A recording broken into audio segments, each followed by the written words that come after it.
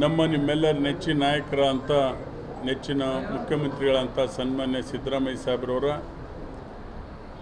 ಒಂದು ಆಶೀರ್ವಾದದೊಂದಿಗೆ ಮುಂದಿನ ದಿನಮಾನಗಳಲ್ಲಿ ಈ ಒಕ್ಕೂಟವನ್ನು ಎಲ್ಲ ನಿರ್ದೇಶಕರನ್ನೊಳಗೊಂಡು ರೈತರನ್ನೊಳಗೊಂಡು ಅಭಿವೃದ್ಧಿ ಪಡಿಸ್ತೇವೆ ಅಂತಕ್ಕಂಥ ಮಾತನ್ನು ಇಲ್ಲಿ ಹೇಳಲಿಕ್ಕೆ ನಾನು ಬಯಸ್ತಾ ಇದ್ದೇನೆ. ನಾವು ಈ ಒಕ್ಕೂಟಕ್ಕೆ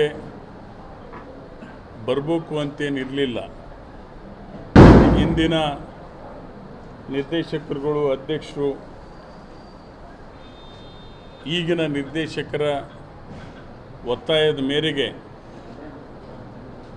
ಸನ್ಮಾನ್ಯ ಸಿದ್ದರಾಮಯ್ಯ ಸಾಹೇಬ್ರವರ ಒಂದು ಆಶೀರ್ವಾದ ಮೇರೆಗೆ ಇವತ್ತು ನಾನು ಅಧ್ಯಕ್ಷ ಆಗಲಿಕ್ಕೆ ಸಾಧ್ಯ ಆಯಿತು ಅಂತಕ್ಕಂಥದ್ದು ಇನ್ನೊಮ್ಮೆ ನಿಮಗೆ ಹೇಳಲಿಕ್ಕೆ ನಾನು ಬಯಸ್ತಾ ಇದ್ದೇನೆ.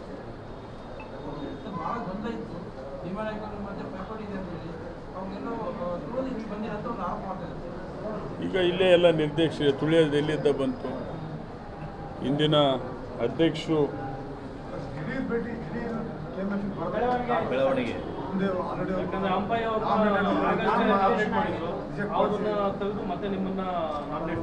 ತೆಗಿಲಿಲ್ಲ, ಅವ್ರನ್ನ ಸ್ಟೇಟಿಗೆ ಕಳಿಸಿ.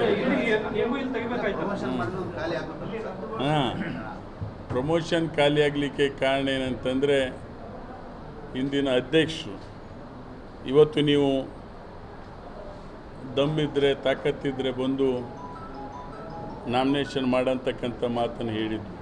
ಸೊ ಆ ಒಂದು ಹಿನ್ನೆಲೆಯಲ್ಲಿ ಇವತ್ತು ನಾನು ಇಂದಿನ ಅಧ್ಯಕ್ಷರು ಸೊ ಹಾಗಾಗಿ ನಾನು ದಮ್ಮು ತಾಕತ್ತು ತೋರಿಸೋ ಸಲುವಾಗಿ ಬಂದು ಇವತ್ತು ಅಧ್ಯಕ್ಷನಾಗಿದ್ದೇನೆ. ಎಲ್ಲ ನಿರ್ದೇಶಕರ ಸಹಾಯದೊಂದಿಗೆ, ನಿರ್ದೇಶಕರ ಸಹಕಾರದೊಂದಿಗೆ ನಾನಿಲ್ಲಿ ಬಂದು ಅಧ್ಯಕ್ಷನಾಗಿದ್ದೇನೆ. ಈಗ ನೋಡ್ರಿ, ಇದು ಒಂದು ಕೋಆಪರೇಟಿವ್ ಸೊಸೈಟಿ. ಇದು ಪಕ್ಷ ಭೇದ ಇದರಲ್ಲಿ ಬರೋದಿಲ್ಲ. ಇದು ಒಂದು ಸಂಸ್ಥೆ. ಇದರಲ್ಲಿ ನಾವೆಲ್ಲರೂ ಆಯ್ಕೆಯಾದಂಥವರು, ನಾಮನಿರ್ದೇಶನ ಆದಂಥವ್ರು ಒಂದು ದೊಡ್ಡ ಜವಾಬ್ದಾರಿಯನ್ನು ಇವತ್ತು ನಮಗೆ ಕೊಟ್ಟಿದ್ದಾರೆ. ಮುಂದಿನ ದಿನಮಾನಗಳಲ್ಲಿ ನಿಮ್ಮ ಸಹಕಾರದೊಂದಿಗೆ ಇದನ್ನು ಉತ್ತಮ ಗುಣಮಟ್ಟದಲ್ಲಿ ಬೆಳೆಸ್ತಕ್ಕಂಥ ಕೆಲಸವನ್ನು, ಯಾಕಂದರೆ ಸರ್ಕಾರ ನಮ್ಮದೇ ಇರೋದರಿಂದ ಸನ್ಮಾನ್ಯ ಸಿದ್ದರಾಮಯ್ಯ ಸಾಹೇಬರು ಕೂಡ ಹೆಚ್ಚು ರೈತರಿಗೆ ಆಸಕ್ತಿ ವಹಿಸಿ ಕೆಲಸ ಮಾಡೋದ್ರಿಂದ ಅವರ ಆಶೀರ್ವಾದದೊಂದಿಗೆ ಇದನ್ನು ಉತ್ತುಂಗಕ್ಕೆ ಏರಿಸ್ತಕ್ಕಂಥ ಕೆಲಸವನ್ನು ಮಾಡ್ತೀವಿ.